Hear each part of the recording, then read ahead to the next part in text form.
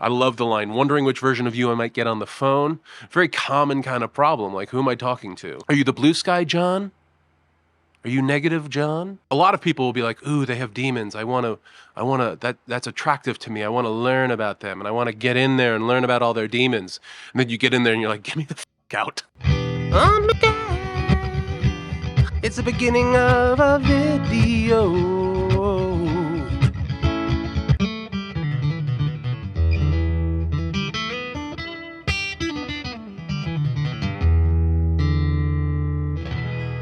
Hi! Hey guys, welcome back to my channel. I am not sick. I am healthy as a clam. I'm fine. I'm doing well.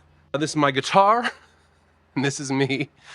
Brain fog notwithstanding, I promise today is going to be a fun video. Today we are going to be looking into the Dear John would've, could've, should've song-averse. We've already done a video on would've, could've, should've. Watch that after this if you haven't already watched that. We're going to be looking into the scandal. I don't know if it's a scandal, but the Dear John thing with Taylor Swift. Apparently Dear John is to John Mayer, who's a very good guitar player. He's a sexy, he's a guitar player. This is kryptonite, especially to a young woman. He's a pop star. He's one of the best guitar players ever. But anyway, John Mayer and she dated when he was, I guess, 32 and she was 19. I don't know anything about the relationship, but I'm gonna find out today. We're gonna listen to the song and then we're gonna do some investigatory work into the history of their short, but apparently very indelible relationship. So, without further ado,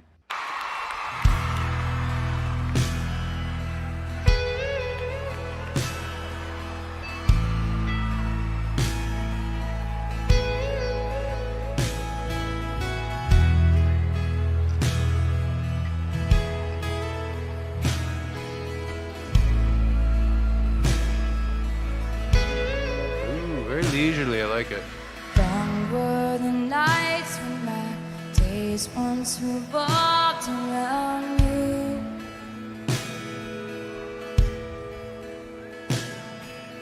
Counting my footsteps, praying the floor won't fall through again. Excellent vocal technique. And my mother accused me of losing my mind, but I swore I was fine.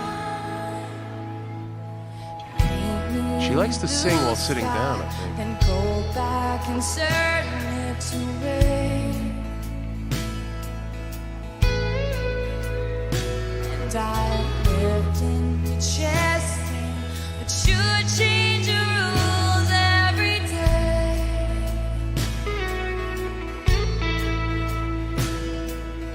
Wondering which version of you I might get on the phone tonight. Well, I stopped picking up, and this song is to let you know why. Dear John, I see it all now that you're gone. Don't you think I was too young to be mixed with the girl in the dress cried the whole way home? I should have known. All right, I love that. Ooh, I like the slow, leisurely, very kind of country. This is obviously the live version. Everybody told me to do the live version. We're really just in do do do do do do do do do. Just E and A, classic old country groove. Just soft, leisurely, just kind of swaying back and forth from chord to chord. Interesting performance. We're sitting on a staircase, but she's kind of staying still. Maybe this is a rest song. It's hard to know. This is from the Speak Now tour. So maybe this is like a part of the night for her to kind of relax, or maybe they're setting up the stage for something else. Long were the nights when my days once revolved around you. counting my footsteps, praying the floor won't fall through again. We start very poetically. Long were the nights. We have the adjective at the beginning. Long were the nights when my days once revolved around you. At night, psychoanalyzing everything that happened during the day. When you're in a relationship with somebody and you don't feel secure, you don't feel set, you're always questioning what you do, you're questioning how you make them feel, you're questioning if you're being a good boyfriend, girlfriend, if you're being a bad boyfriend, girlfriend. You lose yourself in trying to either impress them or, satiate them or whatever. So it sounds like that's what she's saying. She was like, every night I was tossing and turning, trying to figure out what our days were like because I was upset. But it doesn't seem like it's about like, oh, the nights with you were so beautiful and incredible. Long doesn't seem to insinuate that necessarily as much as just kind of difficulty, stress. My mother accused me of losing my mind, but I swore I was fine. You paint me a blue sky. Your parents start involving themselves in your relationship. I guess everybody has different relationships with their parents, about relationships in their life. I almost never, I remember introducing my parents to like one girlfriend. That was it. But your parents can often have a very kind of distinct view on somebody very, very quickly. They think, oh, that person's terrible. That person's great. You really need to be spending more time with that person. That person's awful. Get that person out of your life. Whether it's a relationship or a friendship or whatever it is. You paint me a blue sky and go back and turn it to rain. And I lived in your chess game, but you change the rules every day, wondering which version of you I might get on the phone. So life's a game. This person plays games. He vacillates, clearly. He's happy one moment, and he'll create a beautiful world for you to live in, and then he's depressed. In a sense, you see her trying to soothe him, right? Especially when we're very young, we think our job is to like solve the other person's issues. So maybe she like came into this thing and was like, oh, you know what I'm going to do? My love will change him. I will bring him to happiness, and I will bring him to comfort in his life. And sometimes that's possible, and sometimes it's not possible. And it sounds like she's really, we know this was her first big relationship. So it's like she's hyper analyzing all of her actions. I love the line, wondering which version of you I might get on the phone. Very common kind of problem. Like, who am I talking to? Are you the blue sky, John? Are you negative, John? A lot of people will be like, ooh, they have demons. That's attractive to me. I want to learn about them, and I want to get in there and learn about all their demons. And then you get in there and you're like, get me the fuck out. The demons have been here.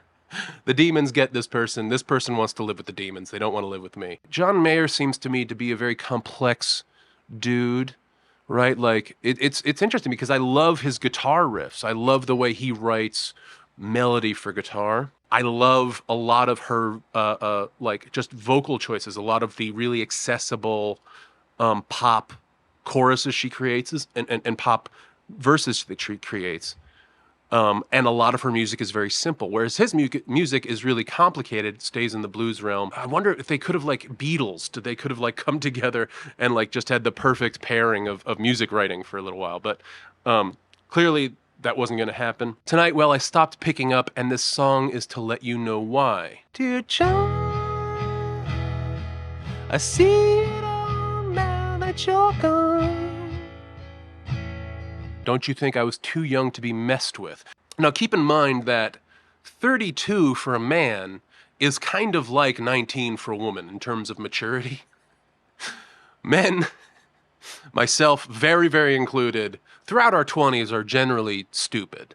Even Einstein was stupid in his 20s, even though he developed the theory of, or formulated the theory of relativity, I believe in his 20s. But, he would wear the same clothing every day. He was a nut job. Guys were idiots for years and years and years. And she's saying, don't you think I was too young to be messed with? And this is then. This is when she's that age. Having the wherewithal almost to say, you should have known better, even when she's still in that realm.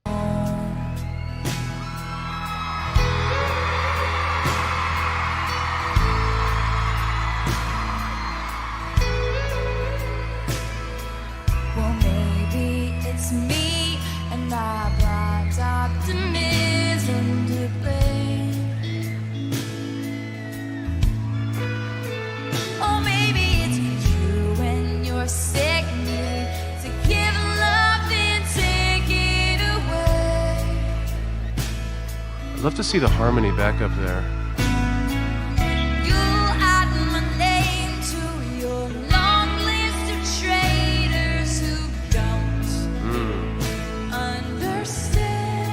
So sarcastic. And I look back and regret how I ignored when they said run as fast as you can. Teardrop, see it all now that you're gone.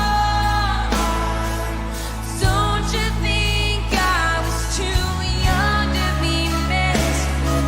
The girl in the dress cried the whole way home.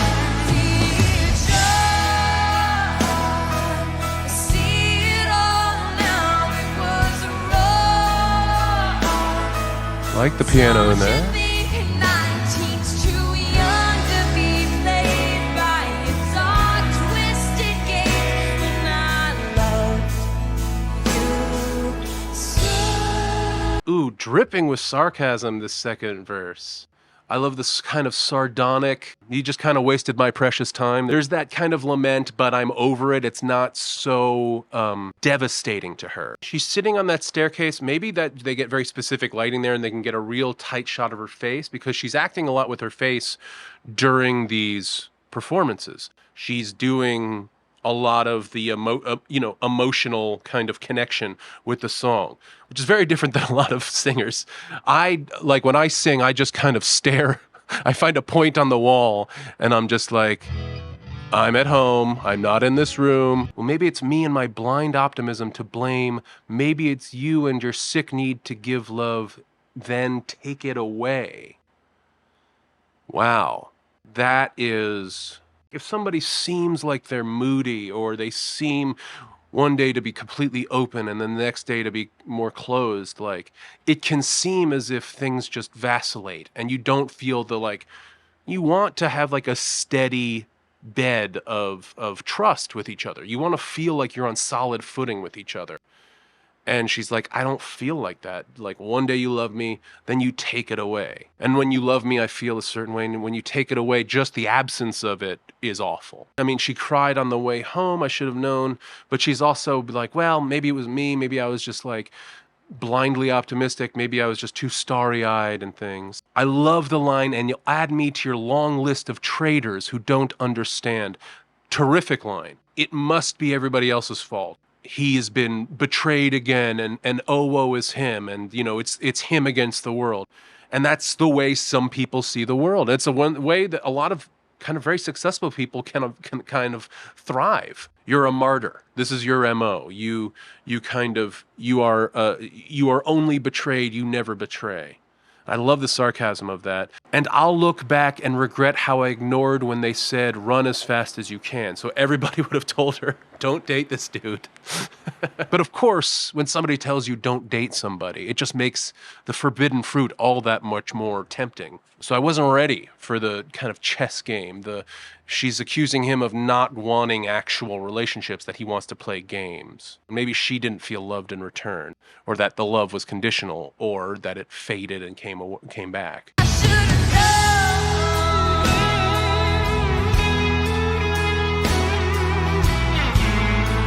known. Ooh, guitar solo. You are Hello? an expert, sorry, and keeping lines blurry.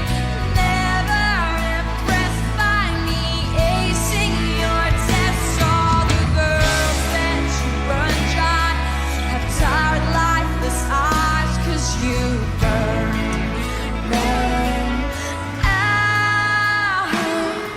But I took your matches before fire could catch me, so don't look now. I'm shining like fireworks over your side of the town. Oh, wow. Oh, that's cool. That'd be amazing to be in that show.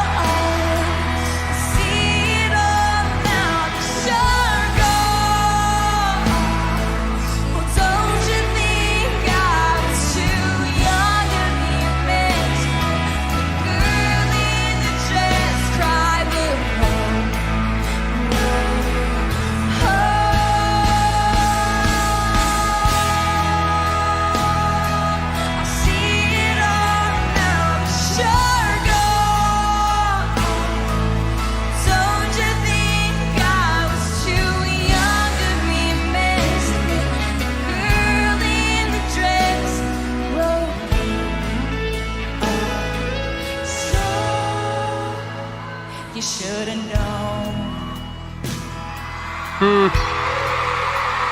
I like the little head nod at the end there. Very confrontational. You can tell this, you know, she's a lot younger. Don't you think I was too young?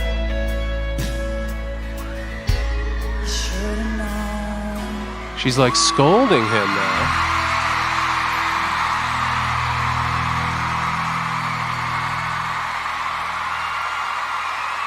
Expert at sorry and keeping lines blurry and never impressed by me acing your test. So she felt like, look, I passed your tests. All the little ways in which you test me, I passed. All the girls that you've run dry have tired, lifeless eyes because you burned them out. But I took your matches before fire could catch me. So don't look now, I'm shining like fireworks over your sad, empty town. I wonder if this is about her being more famous than him, which she is, or, you know, having bigger songs than he does, which she does. It could also just be the you're sad, you're miserable, you're kind of in the doldrums, always kind of, you know, self-analyzing, obsessed with yourself, but I'm out and I'm shining. But I think they have different missions as artists. I mean, Taylor Swift really is about music, bringing her music to people, creating a huge pop phenomenon. And that's a good thing. Taylor Swift seems very much to want to bring people in. John Mayer, I think, is much more kind of into, he's the blues guy. He wants to exist in kind of the blues oeuvre or the blues canon. I think he's accepted like a much more kind of, you know, he's a smaller artist than she is. Both of them are celebrities. Both of these people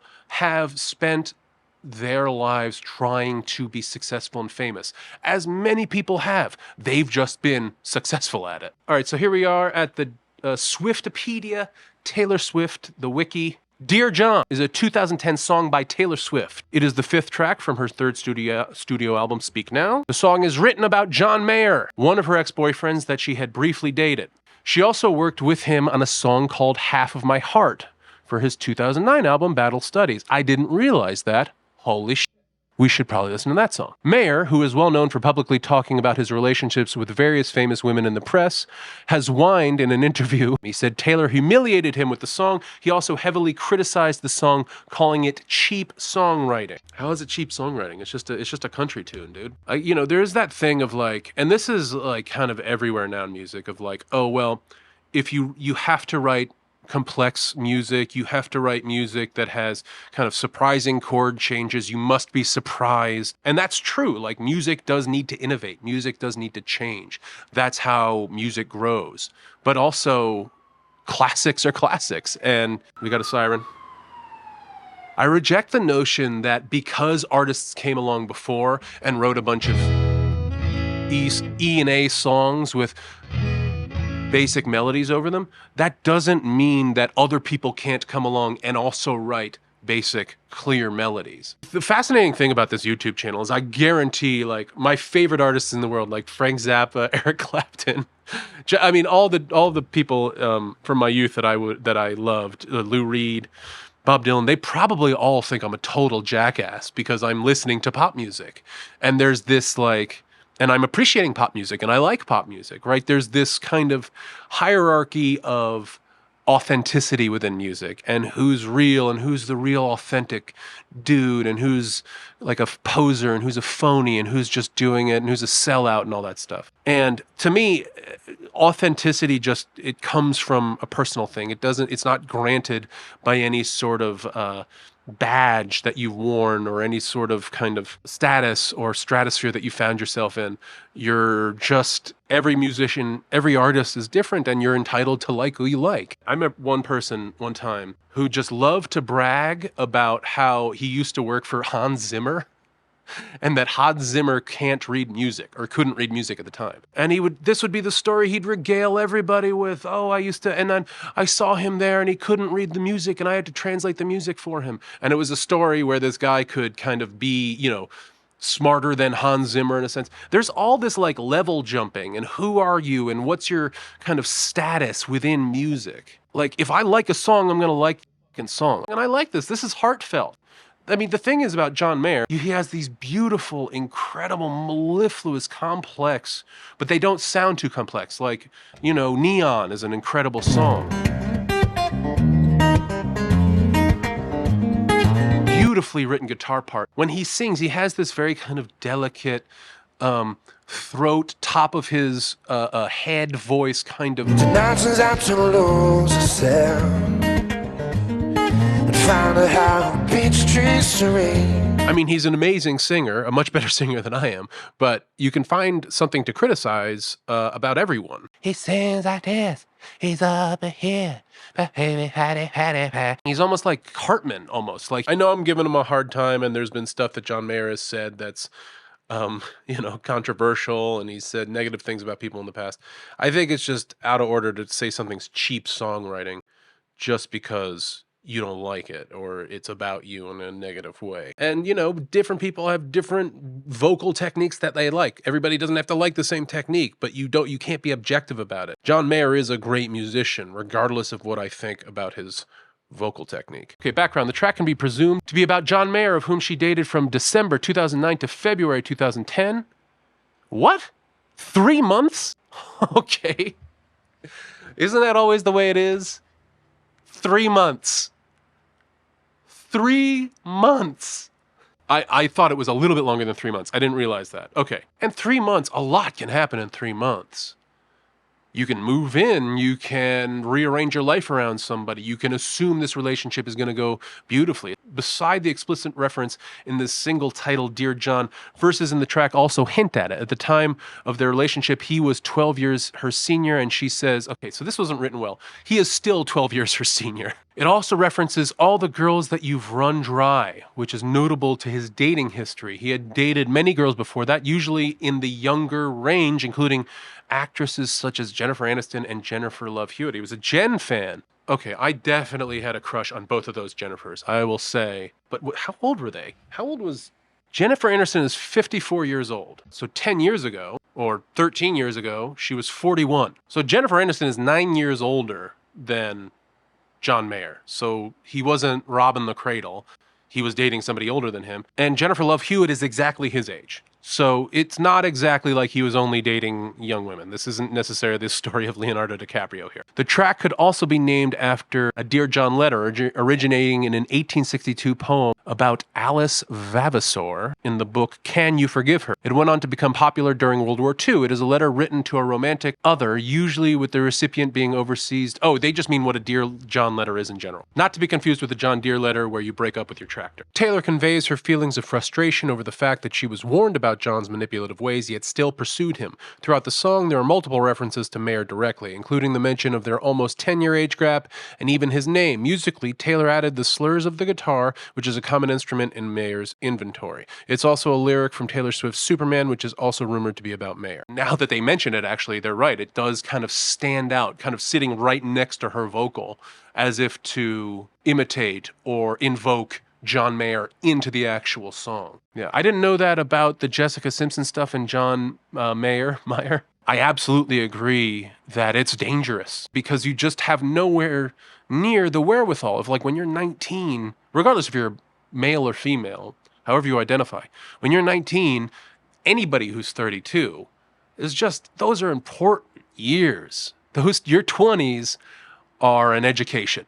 They just are. So much of that relationship has got to be based on the power dynamic and the knowledge dynamic and the educational dynamic. It doesn't mean a good relationship isn't possible, but certainly you'd have to be conscientious of this person you're dating being so young and being like it would be impossible not to teach them about stuff. Especially he's a guitar player, she's a guitar player. I'm sure he was trying to show her guitar stuff. That just creates a dynamic of kind of like teacher student or master apprentice or whatever. And that isn't always super conducive to an equal footing stable relationship. I think John Mayer does kind of get an unfair rap in the wiki, but it sounds like he's had these types of manipulative relationships before, and it sounds like Taylor Swift got herself out good and early. 3 months, that's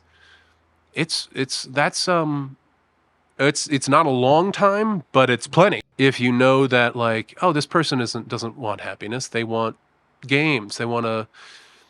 Some people just really like to feel like they're screwing other people over. That's how they feel happy. They feel happy when they feel like they're getting one over on somebody, and that person is falling behind in some way, or that person is losing. And so an equal relationship where the power dynamics aren't in anybody's favor it doesn't have that kind of je ne sais quoi, doesn't have that spark for them because they can't win. Like the guitar in this, yes, I hear it now that it's an homage to Mayer to kind of indicate him in the song, because he doesn't go off on a big solo. Doesn't overwhelm the song, but does point itself out, does bring itself out. So I love music that's about stuff. I love music that's heartfelt and real and to people.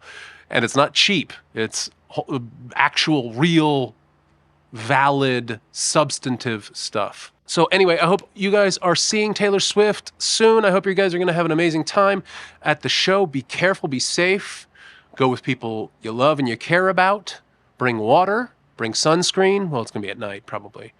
And have a blast. And until next time, keep playing.